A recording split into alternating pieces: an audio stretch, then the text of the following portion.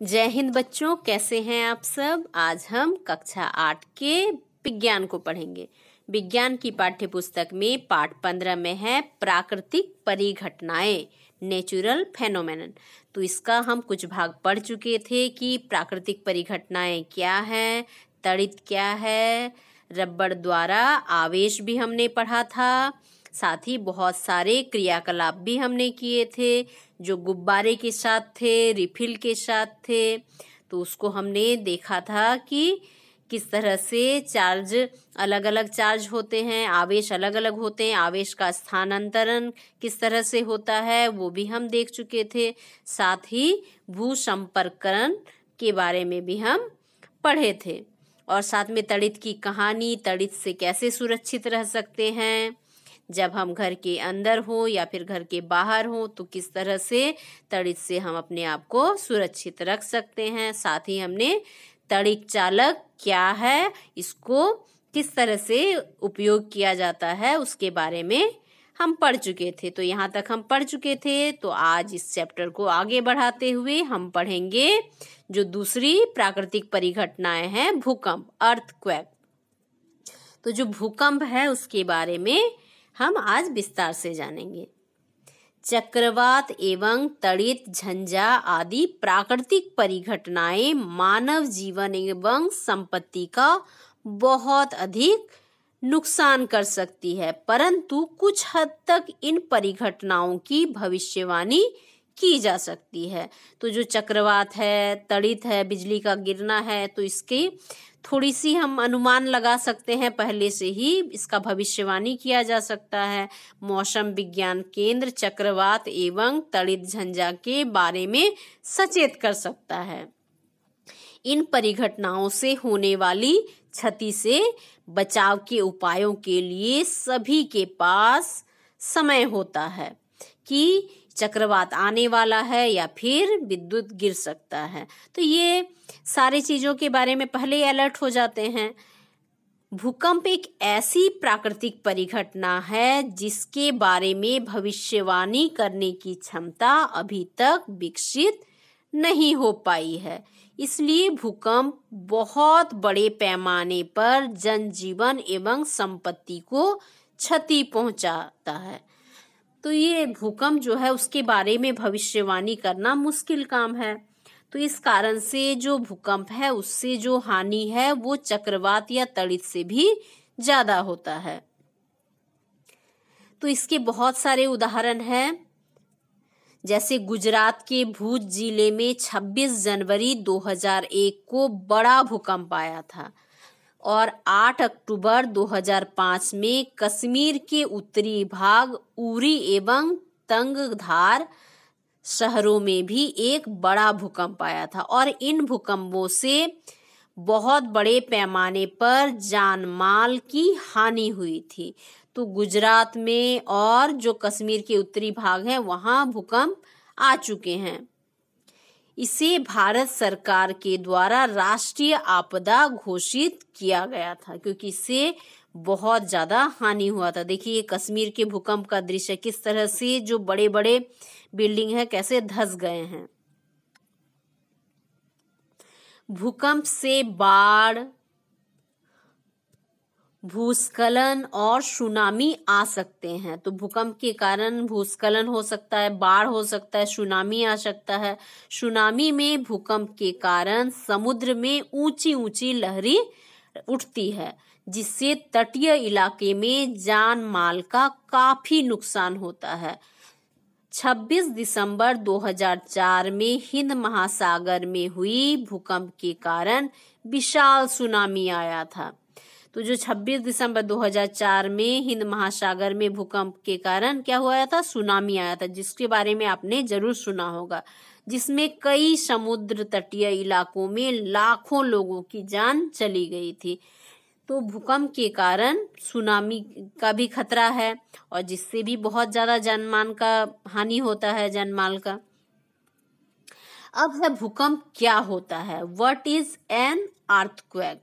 जो अर्थक्वेक है इससे क्या इसकी के कारण है, किस कारण से होता है, तो ये क्या चीज है इसके बारे में देखेंगे।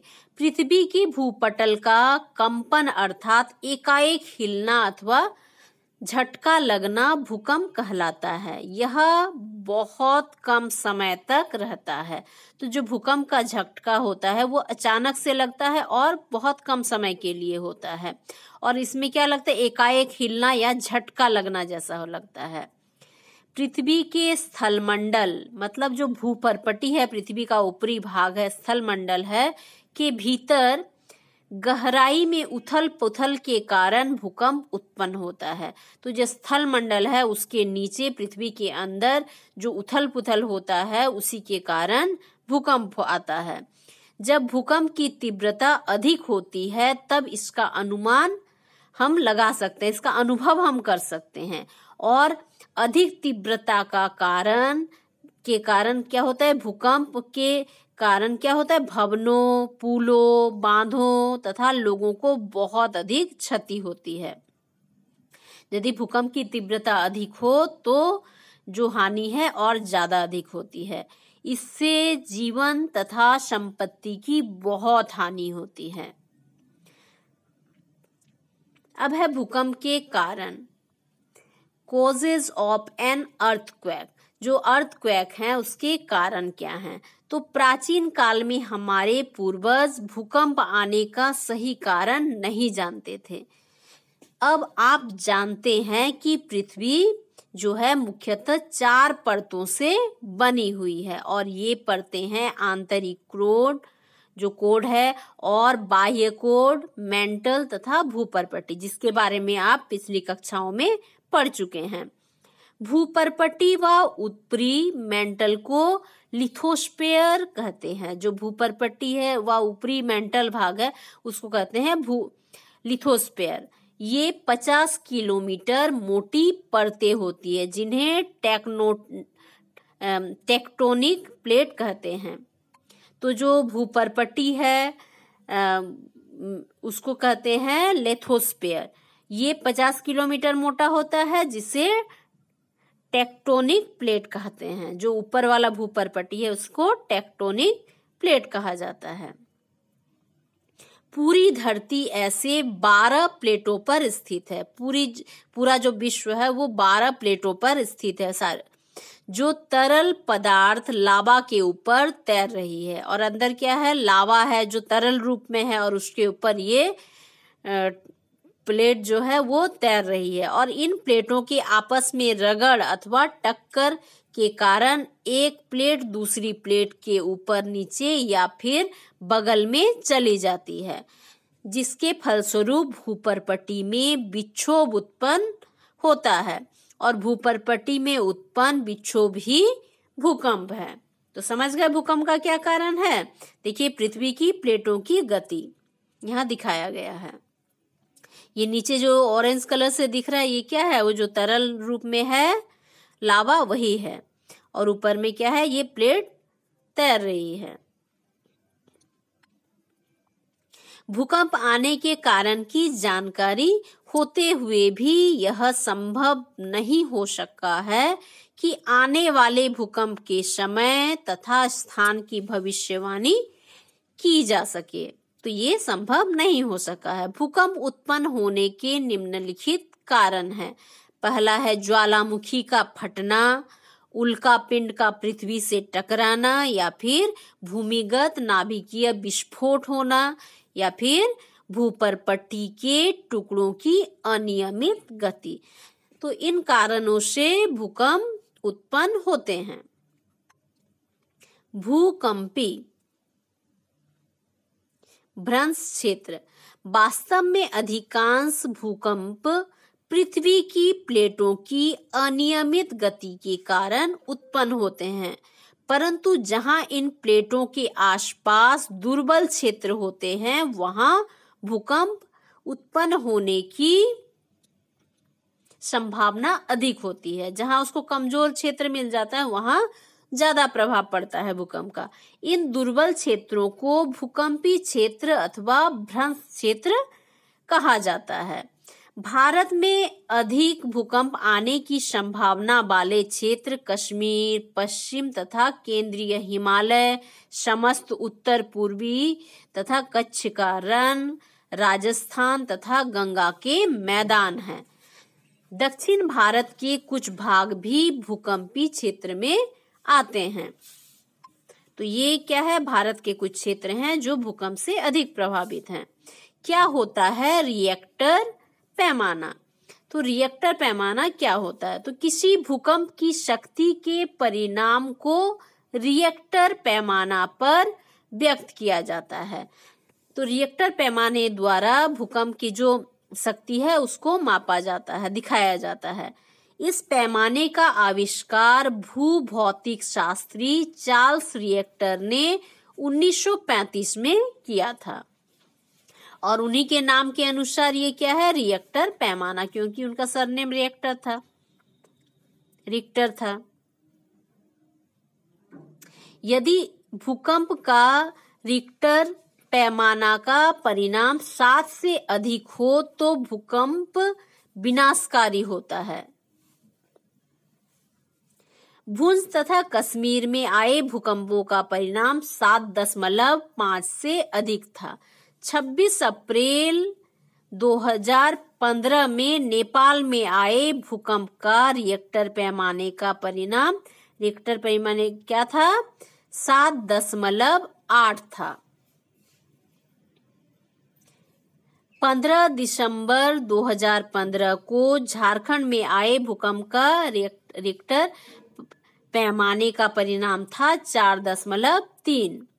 नेपाल के साथ बिहार में भी 26 अप्रैल 2015 में विनाशकारी भूकंप आया था। शायद इसके बारे में आपने जरूर सुना होगा। तो साथ में अब ये कुछ इम्पोर्टेंट चीज है झारखंड के बारे में, उसको भी देख लेते हैं।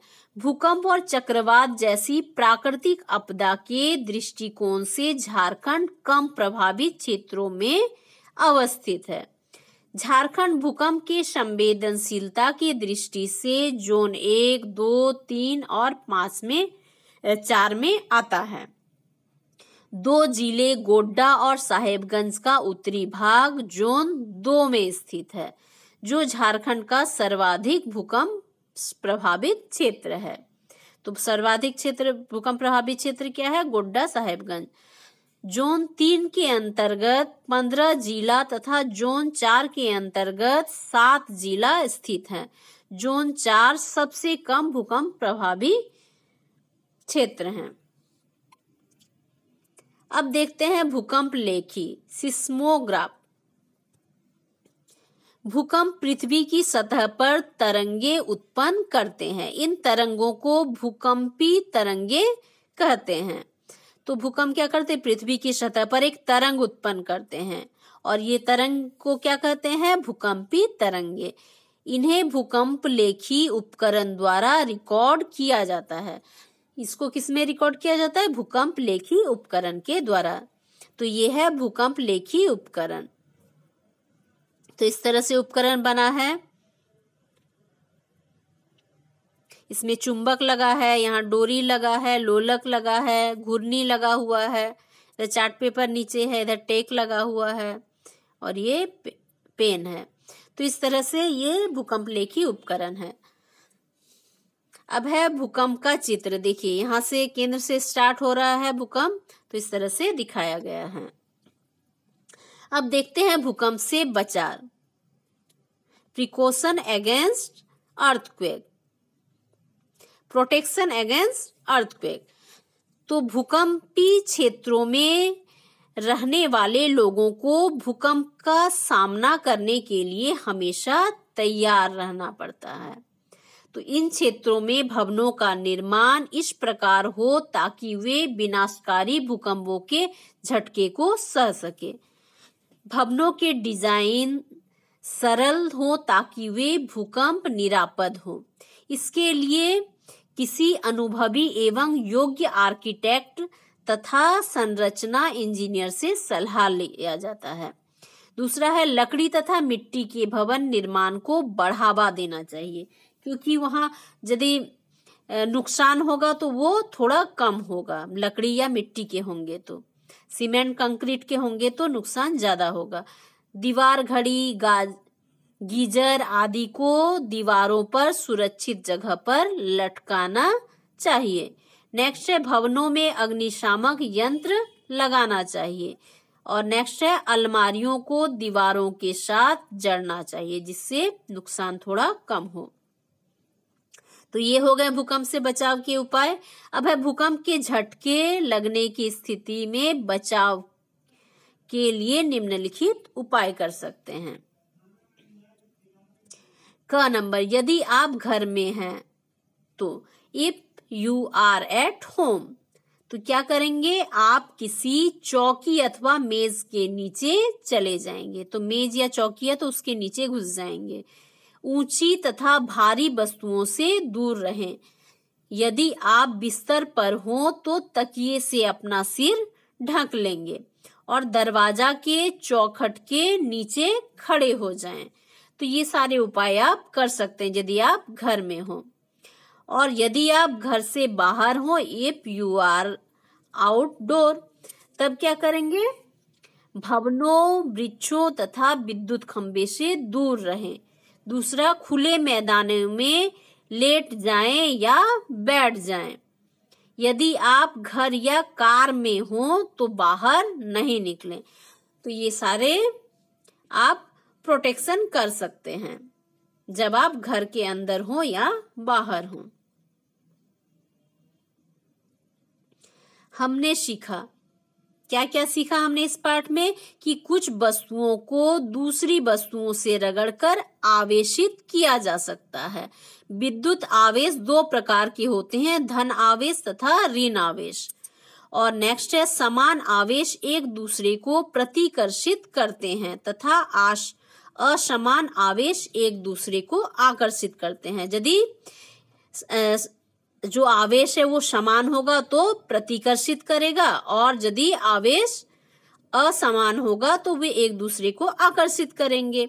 रबड़ तथा जो रगड़ या फिर उत्पन्न होने वाले विद्युत आवेश को स्थिर विद्युत आवेश कहा जाता है। रगड़ के द्वारा जो आवेश उत्पन्न होता है उसे स्थिर विद्युत आवेश कहा जाता है।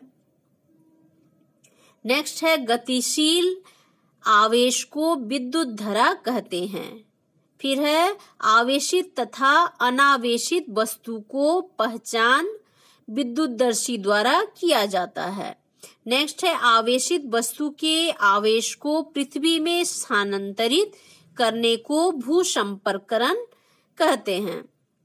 नेक्स्ट है दो या दो से अधिक बादलों के बीच अथवा बादलों तथा पृथ्वी के बीच विद्युत विसर्जन के कारण तड़ित उत्पन्न होता है, जिसे आपने पहले समझा है। फिर है तड़ित आघात मानव जीवन एवं संपत्ति को नष्ट कर देता है। नेक्स्ट है तड़ित चालक भवनों को तड़ित से बचाता है। नेक्स्ट है पृथ्वी के अचानक कंपन को भूकंप कहते हैं। पृथ्वी की सतह के भीतर गहराई में विक्षोभ के कारण भूकंप आते हैं।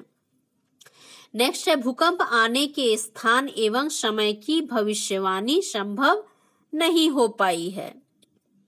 नेक्स्ट है पृथ्वी के प्लेटों की सीमाओं पर भूकंप आने की प्रवृत्ति होती है। इन क्षेत्रों को भूकंपी अथवा भ्रंश क्षेत्र कहते हैं। नेक्स्ट है विनाशकारी भूकंप की तीव्रता की माप रिक्टर पैमाने पर की जाती है। नेक्स्ट है हमें भूकंप के प्रभाव से बचने के लिए आवश्यक एवं कारगर सावधानियां बरतनी चाहिए, जो हमने ऊपर सीखा। तो आशा करती हूँ आप इन प्राकृतिक जो परिघटनाएं हैं इनसे अपने आप को और अपने परिवार को सुरक्षित रखेंगे और ये सारी बातों को आप याद रखेंगे। तो आप इसको पढ़ेंगे, समझने का प्रयास करेंगे। आज के लिए इतना ही। Thank you.